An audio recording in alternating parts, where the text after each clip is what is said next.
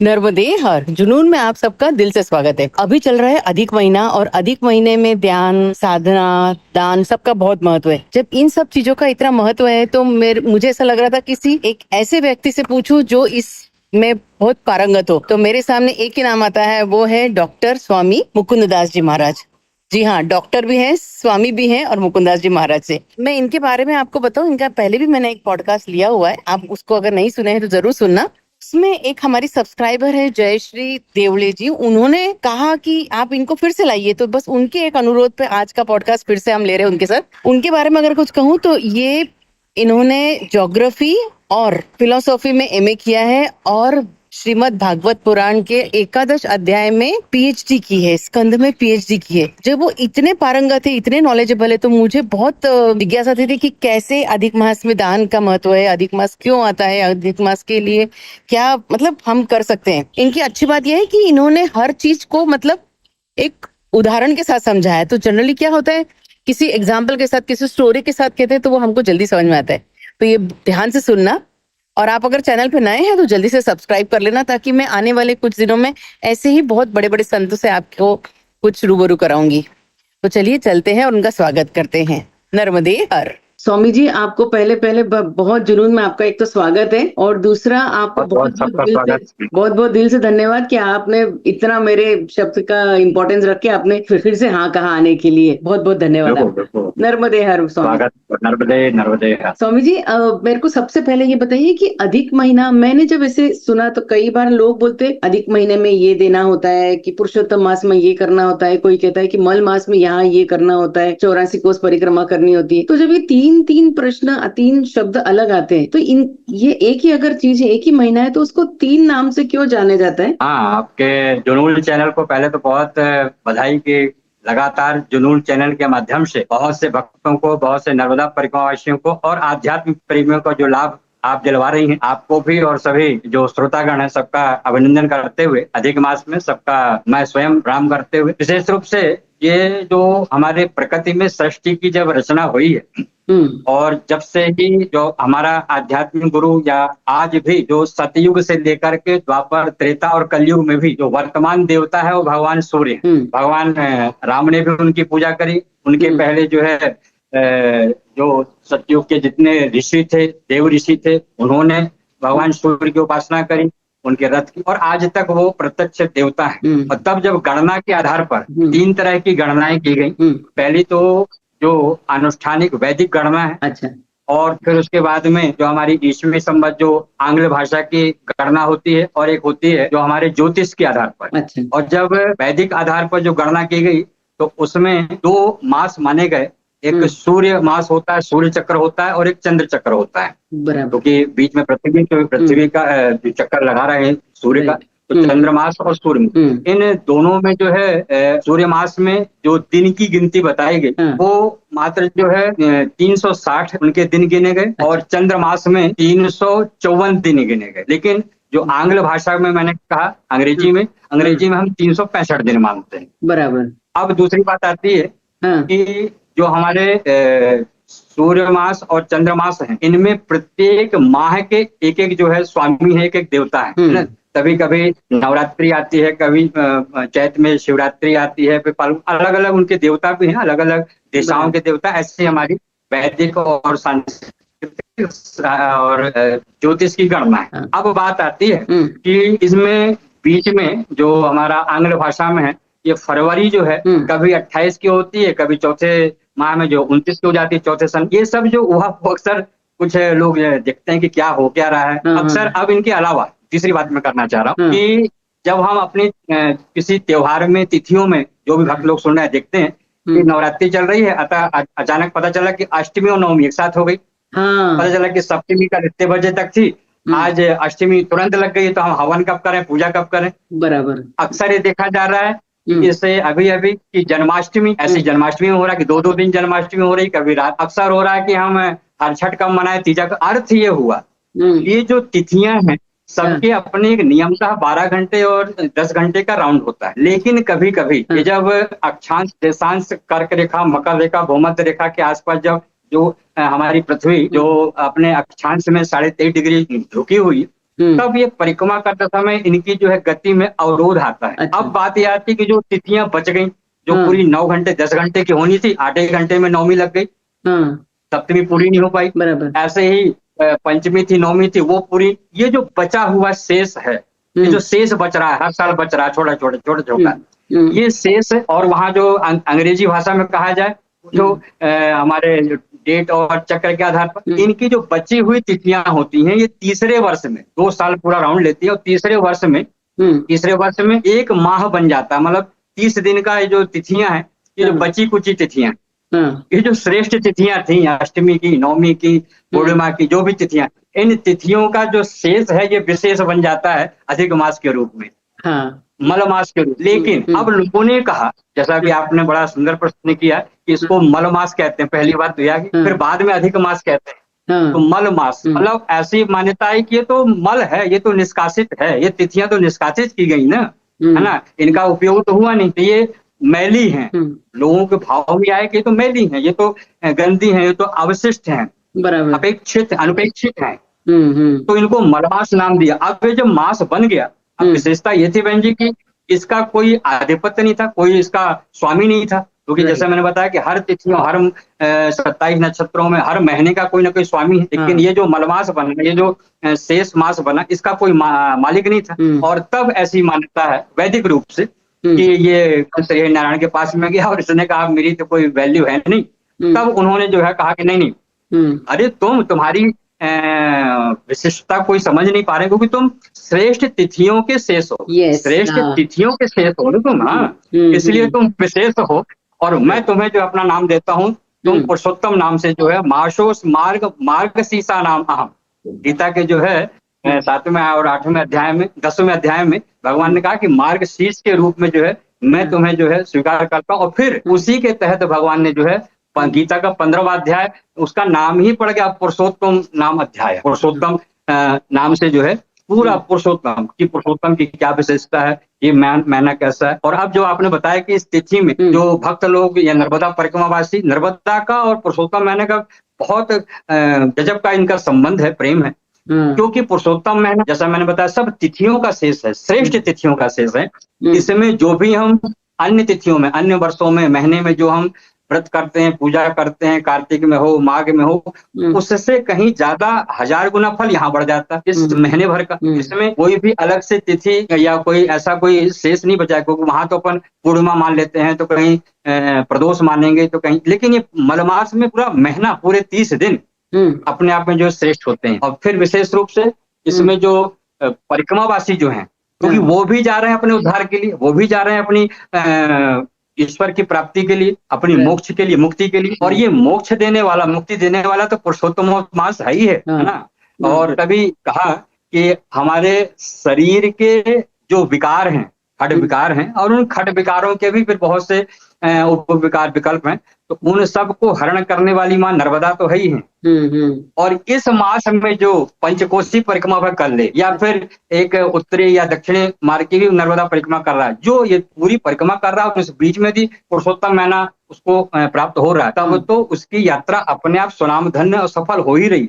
लेकिन उस बीच में उसको कुछ नियम, कुछ अपने संकल्प के प्रति जो है सजग होना होगा, तब ये पुरुषोत्तम माह का जो है उसको फल प्राप्ति हो। अच्छा, ये नियम जैसे अभी आप बताए नियम होते हैं, तो क्या नियम अधिक महीने में, क्या नियम हमने पालन करना चाहिए नॉर्मल जनरल आदमी के लिए? हाँ, अधिक महीने बहुत बढ़िया। अधिक महीने की विशेषता ही हो गई, क्योंकि एक तो विशिष्ट तिथियों का जो अवशेष है, जो आप जन्माष्टमी में नहीं कर पाए, जो आप उस नवरात्रि की 9वीं और अष्टमी के मिलन, या जो भी क्रॉस हो रहा था, संक्रांति हो रही तिथियों की, उसमें आपकी मन की जो मलिनता रह गई थी, ये पूरा महीना मिल गया अब आपको ब्याज सहित। इसमें जो है आप जो है जितना त्याग कर सकते हैं, जितना अपना आप को संयम कर सकते हैं, संयमित रह सकते हैं, सुबह शाम जो भी। और इसमें विशेष रूप से जो है तुलसी का महत्व, क्योंकि पुरुषोत्तम है, तुलसी जी का महत्व। तुलसी में सुबह शाम दीपक लगाना है ना, उनसे प्रार्थना करना है, उनका जल का पान करना है ना। यदि श्री नारायण का ओम नमो भगवते वासुदेवाय का अपन जाप पूजा करते हैं, लेकिन पूरी शिद्दत के साथ, पूरी आस्था के साथ, पूरे समर्पण के साथ, क्योंकि ये महीना सबका पारदर्शी है, ये सुप्रीम कोर्ट है, ये कहना चाहिए, डायरेक्ट सीधे आपको हाँ, तो यहाँ पर यदि आपने कुछ मन में कहीं भी क्रांति रखी तो फिर आप सफल नहीं हो रहे, इसलिए केवल 1 महीना मिलता है, वो भी 3 साल में आता है। हाँ। ऐसे कुछ छोटे-छोटे भी नियम पालन कर लें, तो हाँ। पूरा आपका जीवन जो है, आपका परिवार सधन्य हो जाता है। अच्छा, और मतलब इसमें है ना, मैंने सुना है बहुत, इस महीने में जो भी दान करो उसका बहुत महत्व है। तो मेरे को एक्चुअली 2 चीजें बिल्कुल। पूछनी है आपसे कि दान किस-किस चीजों का मतलब करना चाहिए, और दूसरा जो दान, दीप दान जैसे बोलते हैं, बाकी बहुत सारे दानों में से, तो दीप दान के लिए स्पेशली हमने सुना है मैया के यहाँ गए, हमने दीप दान किया, तो स्पेशल दीप दान का क्या महत्व है, और कौन-कौन से ऐसे बहुत सारे दान हैं जो हम कर सकते हैं? बहुत सुंदर।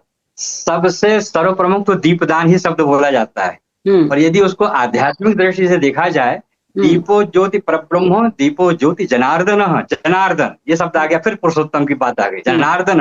दीपक क्या है? दीपक केवल एक प्रतिबिंब है, दीपक एक उदाहरण है कि मानव शरीर मिट्टी का एक लोथड़ा है, मिट्टी का है हमारा शरीर बना हुआ है। इसमें जो है, जो हमारे भीतर जो हृदय है, हृदय में जो भाव हैं, स्वभाव हैं, ये तेल के रूप में है, और इसमें एक जो अखंड परमात्मा की आत्मा रूपी ज्योति जल रही है। हमारा शरीर ही दीपक है ना? और इसमें जो संत हृदय नवनीत समाना कहते हैं, नवनीत यानी मक्खन, नवनीत यानी वो घी, नवनीत यानी वो तेल, वो जो हृदय, हृदय संत हृदय नवनीत समान। और फिर इस मिट्टी के शरीर में, वो नवनीत में परमात्मा की ज्योत जल रही, तो हम दीपक हैं। अपने आप को समर्पित करना है, अपने आप को हम जो है, वो एक प्रतिबिंब हो गया, लेकिन वो स्वरूप हमारा होना चाहिए कि मैं प्रभु आपके चरणों में मैं अपने आप को स्वीकार कर रही हूँ, अपने आप को स्वीकार कर रहा हूँ। वो प्रकाश तुमसे मिल रहा है, तुम पुरुषों में उत्तम हो, तुम नर्मदा हो, तुम सबको तारने वाली, तो वो प्रकाश मेरे भीतर जलता रहे, वो हो गया दीप दान हो गया। मैंने अपने आप को दान कर दिया, कहते हैं ना आत्मदान करना, है ना, सैया दान करना। अब आता है जो भौतिक रूप से हमें, भौतिक जीवन में, व्यवहारिक जीवन में हमें कुछ उपलब्धियां चाहिए, हमारा स्वास्थ्य खराब है, हमें धन की प्राप्ति चाहिए, हमारे बाल बच्चों का देख रेख अच्छे, तब उसमें अलग अलग जो है वस्तुओं का निर्मूलन किया गया है। कि जैसे कोई आपको तांत्रिक या कोई ऐसी बाहर की अला भला हो, तो कहा सरसों का या सरसों के तेल का दान करना है। तिल का दान करने से शनि की बाधाएं हटती।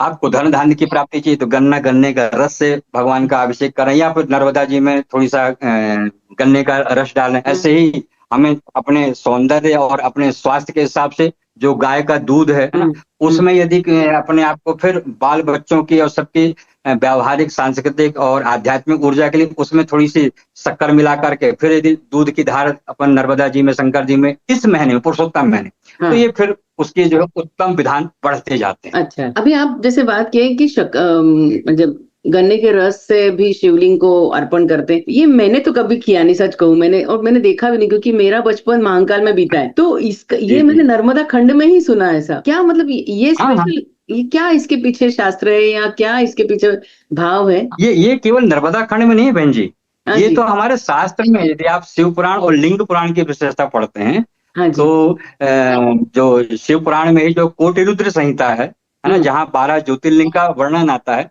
तो वहां पर उसकी विशेषता है, पुराणों में वर्णन है कि जैसे जो 12 ज्योतिर्लिंग है उनकी अपनी विशेषता है। जैसे किसी को, हमको शारीरिक कोई रोग बाधा हो जाती है, हार्ट की दिक्कत है, किडनी की दिक्कत है, आंख की दिक्कत है, लीवर, तो उसके लिए अलग अलग अस्पताल है। आंख के लिए चेन्नई जाओ, हार्ट के लिए यहाँ दिल्ली एम्स में जाओ, ऐसे अलग अलग। ऐसे ही 12 ज्योतिर्लिंग में पूरे आपके कैसे आपके 12 पादान ऊपर तक जाएंगे इन 12 राशियों से, उनके लिए। जैसे कोई काल सर्प को काम बाधाएं रुक रही हूं, तो आप त्र्यंबकेश्वर जाएं, त्र्यंबकेश्वर में भगवान काल सर्प के रूप में पूजन, है ना। जीवन में जो है असाध्य कुछ बीमारी रोग है, तो महाकाल भगवान ये है, हमारे महाकाल जी के हैं। ऐसे विश्वनाथ भगवान। अर्थ ये कि ये विधान तो बहुत पहले से ही है कि तिल चढ़ाना, है ना, सप्त धान्य चढ़ाना, सप्त धान्य में 7 तरह के अनाज चढ़ाए जाते हैं, है ना, बिल्वपत्र चढ़ाना, जितने भी भगवान को अर्पण करने का जो शुक्ल यजुर्वेद का 8वां अध्याय है, उसको कहते हैं रुद्राष्टधाई। शुक्ल यजुर्वेद है वो पूरा, जो रुद्राभिषेक कराते हैं आचार्य जी, पंडित जी लोग। तो उसमें 8वें अध्याय में भगवान को क्या क्या चढ़ा करके कैसे प्रसन्न करना है, वो हमारे तन मन धन और जो हमारी भौतिक जीवन उसको समृद्ध करने का उपाय ही है भगवान शिव को, नर्मदा जी, क्योंकि नर्मदा तो भगवान शिव के पुत्री ही हैं, तो दोनों एक दूसरे के पूरक। तो यहाँ वहां चढ़ाएं या यहाँ चढ़ाएं, तो दोनों से ही हमें जो है लाभ की प्राप्ति होती है। और पुरुषोत्तम महीना फिर उसमें पॉजिटिव और वो हो जाता है, 1000 गुना उसके महत्व को बढ़ा देता है। हाँ, आप बहुत अच्छे से उदाहरण दे के समझाते हो। आप हाई कोर्ट बता दिया, आप इस तरह से बताते हो ना, तो एकदम हम जो लेमैन है ना, कॉमन मैन है, उसको बिल्कुल यहाँ तक पहुंच जाता है और दिल तक जाती बात है आपकी। इसीलिए मुझे, और आप शास्त्र, आप, क्योंकि मेरे को लगता है आप डॉक्टरेट है ना, आपने एजुकेशन मतलब अध्यात्म और विज्ञान दोनों का जुड़ के आपका पास सब ज्ञान है। एक और मैं क्या, मेरे को ऐसा ही पूछना था बाबा जी कि जैसे अब इस महीने में अगर किसी को ध्यान लगाना है या अध्यात्म है, तो ये महीने का ध्यान के लिए क्या कैसे करते हैं, या क्या मतलब कैसे, मतलब इच्छाएं सबको रहती है पर बहुत कठिन है नॉर्मल मैन के लिए, तो क्या आप सलाह देंगे, कैसे आप उसको बताएंगे? बहुत बहुत बहुत बहुत सुंदर और बड़ा मानव जीवन का सबसे इम्पोर्टेंट प्रश्न है ये जो आपने कहा, क्योंकि हर व्यक्ति, इस ध्यान शब्द आ रहा है, ध्यान शब्द को आप भी अपने छोटे से बेटे को या हमको भी, हमारी माता पिता ने कोई भी काम करते समय पढ़ रहे हो ध्यान से पढ़ो, ये काम कर रहे हो ध्यान से करो, ध्यान शब्द को हम समझ नहीं पाते ध्यान क्या है ना। और सबको आवश्यकता पड़ती है कि ध्यान अवस्थित तद्गतेन मनसा पश्यन्ति यम योगिनो यस्याम तम न विदुः सुरा सुर गणा देवाय तस्, देवता भी ध्यान करते हैं। एक बार भगवान कृष्ण जब वहाँ पांचों पांडवों के यहाँ रुके थे और सुबह सुबह 4 बजे ध्यान कर रहे थे, तब धर्मराज उन्होंने पूछा, धर्मराज जी ने पूछा था कि प्रभु हम तो आपका ध्यान करते हैं, आप किसका ध्यान कर रहे हो? हाँ, सही बात है। तो ये ध्यान तब ध्यान शब्द बड़ी अद्भुत विशेषता है। इस नर्मदा और पुरुषोत्तम महीने के लिए मैं विशेष बताऊं, क्योंकि जीवन, जो हमारा जीवन है, इसका मूल अंग है श्वास। यदि श्वास ना हो तो वो निर्जीव हो जाता है। बराबर। जब तक कोई भी कीट पतंग, जो 84 लाख योनि में जो भी होगा, उसकी श्वास चल रही है, तभी वो जो है जीवित है, परमात्मा का अंश है, ईश्वर जीव अंश अविनाशी। अब बात आती है कि श्वास क्या है, श्वास कहाँ से उठती है, श्वास कितनी दूर जाती है श्वास। इस बीच में मैं बड़ी अच्छी बात आई, क्योंकि ध्यान की बात हो रही है, कि अक्सर होता है कि कहते हैं कि कई प्रश्न आते हैं कि महाराज जी हमारा पूजा में मन नहीं लगता। मैं पूजा में बैठती हूँ, 5-10 मिनट अपना पाठ करने बैठी, रामायण जी पढ़ी, इतने में एकदम से लगता है कि दूध ना उफना जाए, इतने में लगता है कि बैल किसने बजाई, इतने में लगता है बेटा भी लौटा क्यों नहीं, फिर वो पूजा। फिर तो अक्सर होता ही है, बड़े बड़े आध्यात्मिकों के साथ में भी होता है कि मन स्थिर नहीं रह पाता है। फिर कभी कभी हमारी स्थिति होती है कि अचानक किसी कारण को देख करके, ऑब्जेक्ट को देख करके क्रोध आ जाता है, कभी लगता है कि हम उसको समझा दें, कभी लगता है कि लोभ उठ जाता है, यार ये चीज बहुत अच्छी लग रही है, यो मिल जाती। कभी कभी किसी दूसरे की बातों से हमें घृणा आ जाती है, निंदा आ जाती है। इसकी जो अर्थ ये सब विकार उठते कहाँ से हैं? इनकी कोई हमारे बॉडी के अंदर कोई ग्लैंड्स तो है नहीं, डॉक्टर से जाकर के कोई महात्मा जाकर के बोले महाराज वो क्रोध वाली ग्लैंड निकाल दो, वो काम वासना वाली आर्टरी निकाल दो, ऐसा भी नहीं। डॉक्टर भी हैरान थे कि ये उठता कहाँ से है। बराबर। अब जो अध्यात्म की बात किया, तो उठता कहाँ से, आपको तो घर पता होगा। तब होता है हमारे श्वास विज्ञान। श्वास विज्ञान का मतलब, जब हम स्वस्थ होते हैं तब हमारी श्वास हमें पता ही नहीं चलता कि आ रही कि जा रही, बड़े मस्त हैं अपन। हाँ, यदि आपको नजला हो जाए, आपको जुकाम हो जाए, कोई बुखार आ जाए, तब उससे श्वास की गति जो है, नाड़ी जो है डिस्टर्ब होती है। अब मजेदार बात यह है कि हमारी श्वास की गति के कारण ये 6 विकार उठते हैं। हमारी श्वास की गतियों के कारण, जब हमारी श्वास, ये जो क्या नाम है, हमारी श्वास जो है नाभि है, नाभि से 1.5 इंच अंदर और पेट की ओर, और जो मल द्वार और गुदा द्वार के बीच में जो ज्वाइंट है, वहां से 2 इंच ऊपर, यदि अपन एक वैल्यू बनाए, नाभि से और वहां से 2 इंच ऊपर, यहाँ अंदर कहीं भीतर जाकर के यहाँ तक श्वास जाती है। मतलब हमारी जो कुंडलनी चक्र है, कुंडलनी चक्र के ऊपर उसको टच करती है। जब हम श्वास लेते हैं तो पेट अंदर की ओर जाता है, जब हम श्वास छोड़ते हैं तो पेट बाहर की ओर आता है, उल्टा हो रहा है। वो पेट को देखना है, वो नाभि के उस ज्वाइंट को देखना है, वहां पर। और इतनी ही, ऐसा विज्ञान कहता है, स्वर विज्ञान कहता है, इतनी ही बाहर तक आती है, तो कुंडली चक्र तक जा रहा है श्वास, वहां से आती है, यहाँ से जाती है। अब जो मैंने कहा, जब हम स्वस्थ होते हैं, बड़े मस्त होते हैं, तो उसका एहसास नहीं होता। बराबर। अब इन 6 विकारों में 2 विकार ऐसे हैं, जब हमारी श्वास की गति बढ़ेगी तभी आप उन 2 विकारों को कर सकते हैं, तभी वो 2 विकार उठेंगे, यदि श्वास की गति बढ़ेगी। जैसे किसी ने आकर के आपको खामखा कुछ बोला, कुछ हुआ, आप पहले तो समझ में नहीं आता क्यों मुझे बोल रहा है, क्यों मुझे बोल रही है, फिर थोड़ी देर समझ में आता है, जब तक में आपकी श्वास की गति सामान्य गति से बढ़ती है। अच्छा, इसलिए मेरे को बोल रही है, तो गुजरात तेरे को बताते, हमारी श्वास की गति बढ़ेगी, हमारा ब्लड सर्कुलेशन बढ़ेगा, पूरे रिदम बढ़ेगा, और आपके भीतर क्रोध के भाव उठेंगे। ठीक ऐसे ही दूसरा विकार उठता है ना, जो कि अपने सभी लोग और अच्छे लोग सुन रहे हैं। दूसरा उठता है काम वासना वगैरह, काम उत्तेजना वगैरह। जब तक आपकी श्वास बढ़ेगी नहीं तब तक आप उस वृत्ति में जो है उस कामनाओं को पूरा नहीं कर सकते। श्वास की गति, इसकी भी एक लिमिटेशन है, उतने समय तक 40 मिनट आधा घंटा तक बढ़ेगी और फिर उसके बाद अपने आप डाउन हो जाएगी। यदि उसको ऑब्जेक्ट नहीं मिला तो अपने आप डाउन हो जाएगी। जैसे किसी ने आपके साथ में क्रोध किया और आप मान लो ध्यान कर रहे हैं या रोक लिया अपने आप को, और कितनी देर तक चिल्लाएगा वो उसकी भी सीमा है, फिर वो चला जाएगा। फिर उसके आधे घंटे बाद आप जाओ उसके पास, तो आपको कहेगा बहन जी पहले आते तो बताती, अब तो मैं ठंडी हो गई। तो अर्थ ये कि 2 विकार हमारी श्वास की गति बढ़ने के कारण होते हैं।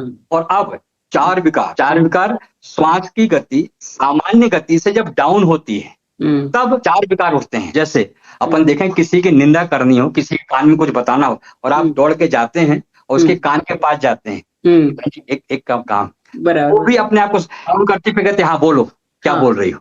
दोनों ने श्वास की गति को कम किया और फिर किसी की निंदा कर पाए। किसी आपको जब कोई लोभ होता है, किसी कोई दुकान में बाजार में कोई अच्छी चीज, श्वास अंदर की ओर जाती है, डीप होती, फिर लगता है हाँ इतना बढ़िया इतना सुंदर। अर्थ ये कि 4 विकार हमारी श्वास की गति डाउन होने पर उठती है और 2 विकार अप होने पर जो है बढ़ती। अब ये तीनों चीजें जो है आपके, जो आपने अभी प्रश्न किया कि इस पुरुषोत्तम मास में इसको हम कैसे कंट्रोल कर लें, तब इन ध्यान की पद्धति में जो है इनको 3 नाम दिए गए। पहला नाम है पूरक, दूसरा है कुंभक और फिर है रेचन। तो पूरक का मतलब हुआ कि हम श्वास को अंदर की ओर खींच करके पहले देखें, अंदर खींचा उसको, अब उसको जो हम रोकेंगे, जितनी देर तक रोकना है वो है कुंभक, अंदर उसको रोक के देखें। और फिर जितनी गति से खींचा था, जितनी त्वरा से रोका था, उसकी 4 गुना गति कम करके और फिर धीरे धीरे धीरे धीरे उसको छोड़ेंगे, वो है रेचक। ये जो 12 महीनों में जो भी हमारे साथ में 2 साल तक तिथियों का आदान प्रदान हुआ, मन में डस्ट भरी, मन में कचरा भरा, मन में खिन्नता आई, ये महीना आया पुरुषोत्तम का महीना, अब रेचन करने का, उन विकारों को निकालने का और एक नई ऊर्जा को जो है अपने भीतर स्थायी रूप से जो है स्थित करने का। इस तरह से ये जो रेचन, पूरक और कुंभक की जो गति है, जब कोई नर्मदा परिक्रमा से यात्रा करता है तो एक एक कदम में पहले आप अभी बैठ के देखें। और कई बार होता है, बड़ी छोटी सी प्रश्न कर रहा हूं मैं, कि हम इतने बड़े हो गए, हम 60-65 साल के हो गए, आप भी उस एज में हैं, कई अच्छे लोग प्रोफेसर सुन रहे हैं, लेकिन यदि उनसे आज पूछा जाए, आप ही से पूछूं मैं कि बहन जी आप जब पानी पीती हो तो आपके श्वास अंदर रहती है कि बाहर रहती है? आज सोचना पड़ेगा। सोचना पड़ता है। सोचना पड़ेगा। हाँ यार, इतने दिन से मैं खाना खा रही हूँ, इतने दिन से मैं बात कर रही हूँ, श्वास का पता नहीं चलता अंदर है कि बाहर है। कुछ चीजें, ये एनर्जी, ये जो हम गेन कर रहे हैं, ये है इस हमारे भीतर के विकारों का रेचन। कुंभक हम रोक लेते हैं, जब हम ईर्ष्या द्वेष किसी को रोकते हैं तो बैर अचार मुरब्बा बन जाता है, वो कुंभक है। अरे तुमने हमें 3 साल पहले ऐसा बोला था, अंदर ही अंदर वो मल बना हुआ है ना। लेकिन ये जो मलमास आया कि उन सबको कुंभक कर दो, उन सबको जो है रेचन कर दो, निकाल दो उन सबको, तब पूरक होगा, मतलब आप पूर्ण हो जाएंगे। और इसी में एक शब्द और आता है, चूंकि आपने प्रश्न किया कि ये जो मलमास है, ये जो अवशेष मास है, बचा हुआ उन तिथियों का महीना जो है, तिथियों का बचा हुआ महीना जो है, जो तिथियां थी इस 3 वर्ष में, तिथियां ही अतिथि बन के आई है तुम्हारे लिए। अतिथि है, मेहमान है ये तुम्हारे लिए, अतिथि देवो भाव है ये। इसलिए इस पुरुषोत्तम महीने में इनको अतिथि के रूप में स्वीकार करना चाहिए। हमारे सुबह से लेकर के रात पर्यंत तक के जो भी दिनचर्या के काम हैं, इन नए नए बच्चों को इस संस्कार सिखाते, क्योंकि नए बच्चे जो हैं, जो इंग्लिश भाषा पढ़ रहे हैं, जो नई टेक्नोलॉजी पढ़ रहे हैं, उनके भी कोर्स के तहत है। क्योंकि जो ये कहा जाए कि 12 महीने में, 1 साल में 365 दिन होते हैं, वही लोग गिन के देख लें, चंद्रमास में मात्र 354 दिन हो रहे हैं। वही बच्चे जो है आज कंप्यूटर में देख लें कि जो पुरुषोत्तम महीना, तो अर्थ है कि उनके भी काम की चीज है। लेकिन हम जो अपने आप को धर्म से जोड़ लेते हैं, हम अध्यात्म से जोड़ देते हैं, तब इसकी प्रभुता थोड़ी वैसी हो जाती है। और यदि टेक्नोलॉजी के हिसाब से जोड़ा जाए तो उनको पता चलता है कि हाँ, पिछले वर्ष जो है, इस वर्ष जो है हीट गर्मी ज्यादा पड़ रही, हीट वैल्यूशन अभी बढ़ा हुआ है, पानी अचानक जो है तूफान आ रहे हैं, चारों तरफ आ रहे हैं। ये जो अक्षांश और देशांश रेखा के आधार पर, जैसे ही मकर से और भूमध्य रेखा में सूर्य चल रहा है, अचानक जो है ग्लेशियर पिघल रहा है, तो ये सब चीजें प्रभावित हो रही हैं आज के साइंस के हिसाब से भी और हमारे अध्यात्म के हिसाब से भी। बहुत सुंदर। अभी बात करते करते आपने कहा ना, जैसे आप, मैं ये मतलब सर्वे भी हुआ है कि अगर आप 2 मिनट अगर अपने श्वास पे कंट्रोल कर ले तो उस समय मतलब ये जितने गुनाह हुए हैं, जो लोग किसी ने रेप किया है, किसी ने मर्डर किया है, उस समय वो क्षण हाँ हाँ हाँ, कंट्रोल कर ले अपने सांसों पे, तो शायद वो घटना नहीं होती बिल्कुल। जिसके कारण उसको भोगना पड़ रहा है ना। बस एक बात बहुत अच्छी आई बहन जी, कि अक्सर हम लोग कहते हैं कि सामने वाला बड़ा क्रोधी है, बड़ा आग भरा हुआ है, बड़ा मतलब जो भी चीज हो, अब उसको साधारण से उदाहरण से देख लिया है, रावण, ये सॉरी क्या नाम था, कंस। हाँ, रावण भी है, कंस भी है, दो भी हैं, है ना। वहीं पर राम है, वहीं पर कृष्ण भी है। एक तरफ देख रहे हैं कि राम जैसा पुरुषोत्तम, राम जैसा शांत गंभीर आदमी, इनको कोई फर्क नहीं पड़ रहा, वहीं पर रावण जो उत्तेजित हुआ जा रहा है। हाँ बिल्कुल।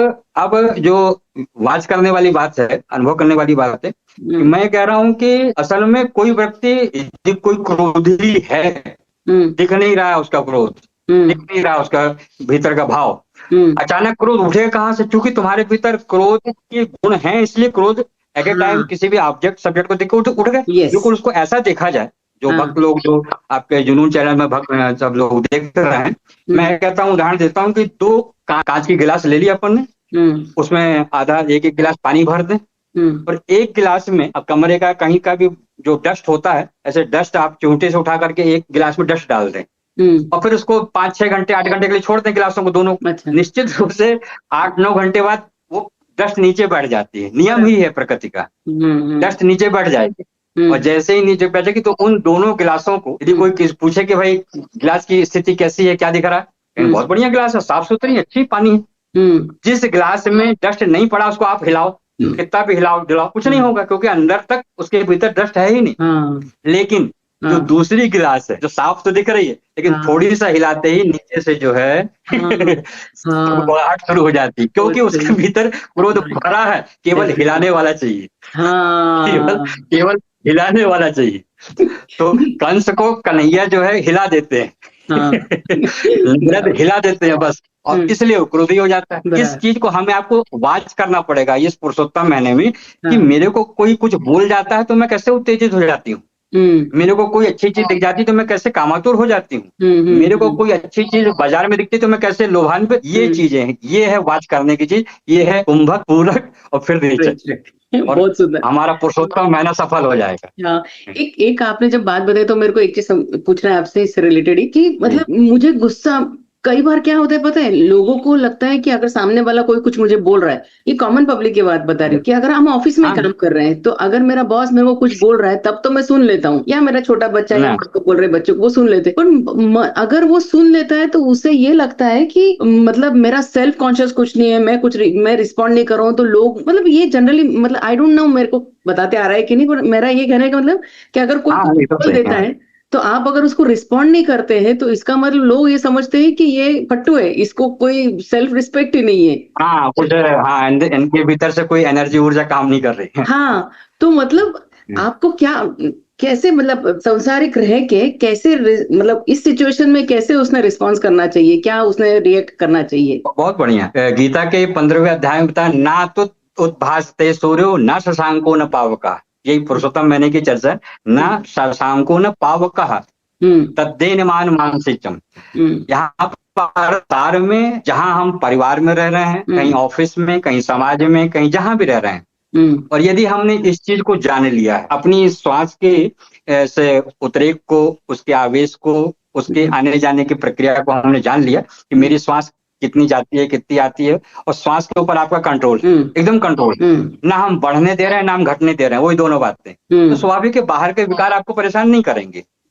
लेकिन जो अभी आपने कहा कि हमारे परिवार में, बच्चों में कहीं कुछ असमंजसता हो रही है तो उनको डांटना है, समझाना है ना, तब वहां पर बात आएगी, जो व्यक्ति इतना जागृत हो गया है, तद्धाम जागृति अहम, गीता का ये पुरुषोत्तम अध्याय है, 15वां अध्याय, तब आया कि मैं अपने आप को जान चुकी हूँ, मेरी श्वास इस समय किस बैलेंस पे काम कर रही है, लेकिन ये जो घटना घट रही सामने, इसके लिए मुझे अभिनय करना, मुझे क्रोधी होना नहीं है, बट क्रोध का अभिनय करना है। अच्छा, मुझे इस समय जो है ज्ञानी नहीं हूं, मैं ज्ञान का अभिनय करूं, को बच्चों को समझाऊं, है ना, लेकिन अपने भीतर से अपने आप को देखते रहूं, साक्षी भाव रहे, जैसे कोई फिल्मी अभिनेता, कोई नाटक कंपनी वाला नाटक के मंच पे हाँ। उस समय उसको कोई पुलिस का रोल या कोई दारू पीने वाले का या डाकू का रोल दिया गया है, हाँ, उस समय वो अभिनय को पूरी पूरी शिद्दत से करता है, लेकिन Yes. वो हो नहीं जाता कि उसी भेष पे घर चला जाए। नहीं। वहां जैसी चोला उतारता फिर यथा तद्धाम परमम गता ममई वांसो जीव लोके जीव भूता सनातनम। ये हमारे भीतर हर जीव को अपने सनातन तत्व को स्ट्रांग बना के रखना है, लेकिन जीव ममई वंशो, जितने भी मेरे वंश हैं, जितने भी मेरा परिवार, उनके साथ जैसा अच्छा लगे वैसा अभिनय करो, लेकिन हमारी फ्लेम, हमारे दीपक की ज्योति यथावत रहे, उन उहापों से बुझने ना पाए, मैं भूलने ना पाऊं, बस ये है ममई वंशो। सुंदर। आपने कितना मतलब नोइंगली अनोइंगली हम लोग को अपने कॉमन लैंग्वेज में इतना सुंदर समझा दिया है कि आप अभिनय करो पर आपको इफेक्ट, आपके शरीर को, आपके बॉडी को, मन को इफेक्ट मत होने दो। राइट। हाँ, बस बहुत सुंदर, बिल्कुल, बहुत ही अच्छा। बहुत बहुत बहुत बहुत बहुत अच्छा लगता है, बहुत अच्छा लगता है आपसे बात करके, और फिर ऐसा लगता है कि हजारों भक्त आपके माध्यम से सुन रहे होंगे, तो उनका भी है ना, जितना भी अंश मात्र कल्याण हो सके, जो पूछ सके। क्योंकि ना ये महीना ऐसा है ना, तो इस महीने में मेरे को ऐसा लग रहा है भले थोड़ा लेट हो जाए, अभी भी टाइम है, तो लोग जो करना चाहे। नहीं, बकायदा पर्याप्त टाइम है, बहुत टाइम है अभी। मतलब कहना चाहिए कि मतलब अंत सही तो पूरा सही। यदि मान लो किसी ने पहले कुछ बिगाड़ा भी हो, है ना, तो अंतिम स्थिति, अंतिम गति जो होती है, वो जीव के लिए वही तो हमारा जो चौथापन आता है। यदि अंतिम को सुधार लिया फिर चकाचक होगा, तो अच्छा है कि अपन अंतिम पक्ष में, इस पुरुषोत्तम माह का ये अंतिम पक्ष ही चल रहा है, 15 तारीख को पूर्ण होगा। इस बीच आज हमारी आपकी चर्चा हो रही है, जितने लोग समझ सकें इसको, तो स्वाभाविक है हम आपके भी धन्य हो जाएंगे। हमारी आपकी जो आहूतियां उनके हृदय में पड़ रही हैं, है ना, ब्रह्म हविर ब्रह्मणाहुतम ब्रह्मैव तेन गंतव्यम परम कर्म समाधिना। ये शब्दों की आहूतियां उनके कान तक जाए, उनकी नजरों तक जाए, हमारा आपका यज्ञ सफल हो जाएगा आज का ये। बहुत सुंदर बात करते हैं आप। मेरे को आपको यहीं से साष्टांग दंडवत करती हूँ, बहुत अच्छा लगता है मुझे इस तरह से आपसे बात करके, सच में। अभी एक्चुअली मैं बहुत धन्य हूँ क्योंकि बाबा जी अभी हैं शहडोल में भागवत कथा के लिए गए हुए हैं, पर फिर भी वहां से वो लाइव हमारे साथ जुड़े हैं अभी तक। मतलब इतने व्यस्त जीवन में से उन्हें समय निकाला, इसलिए उनका बहुत बहुत धन्यवाद। और मतलब ये सब चीजें मुझे ऐसा लगता है कि कोई धन्यवाद की बात नहीं, तो सब सेवा सेवा होनी चाहिए भक्तों को। हमारे यहाँ असल में यहाँ पर गांव है, सुबह से लाइट गोल है, तो हमारे सत्यम बाबू हाँ, नहीं वो मैं अभी वही देख रही थी, पर अपने पास समय कम है और आपके पास लाइट नहीं। ऐसे आपके भक्त हैं, देखिए आपको पंखा कर रहा है वहां बैठ के, कितना अच्छा लग रहा है। देखो बस यही है, गुरु सेवा सबसे बड़ी सेवा है। सत्यम बेटा, भगवान खूब सुखी रखे सच्ची में। देखो गुरु सेवा सबसे बड़ी सेवा है। चलिए, आपको दिल से बहुत बहुत धन्यवाद जो आपने जुनून में आए, और फिर आपसे कभी और समय निकालूंगे और आपसे फिर से और होंगे तो जरूर, है ना। जैसे भी भक्तों की जिज्ञासा इच्छा होगी, बिल्कुल अपन तैयार हैं, है ना सर। ठीक है दीदी, नर्मदे हर। तो देखा आपने कितनी गहराई वाली बात को स्वामी जी कितने आसानी से कह जाते हैं, सीधे दिल तक और दिमाग तक पहुंच जाती है। और एक बात और मैं कहना चाहूंगी कि मैंने बाबा जी से और कुछ मांगू या ना मांगू, मैंने उनसे कहा है कि आप हमें कुछ और अपना समय दीजिए। तो आपको क्या लगता है किस विषय पे आप और उनसे कुछ जानना चाहते हैं? तो आप कुछ ऐसे प्रश्न हो जो कुछ आप उनसे जानना चाहते हैं, तो कमेंट में जरूर ऐसे प्रश्न लिखिए, ताकि मैं उनसे वो प्रश्न पूछ सकूं या उस टॉपिक पे पूछ सकूं। क्योंकि मुझे ऐसा लगता है उनके पास बहुत नॉलेज का पिटारा है, बस हमको चीजें उसमें से निकालनी है।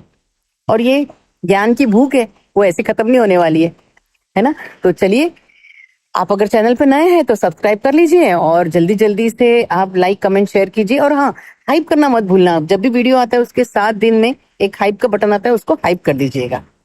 तो चलिए, मिलते हैं अगले वीडियो में, तब तक के लिए नर्मदे हर।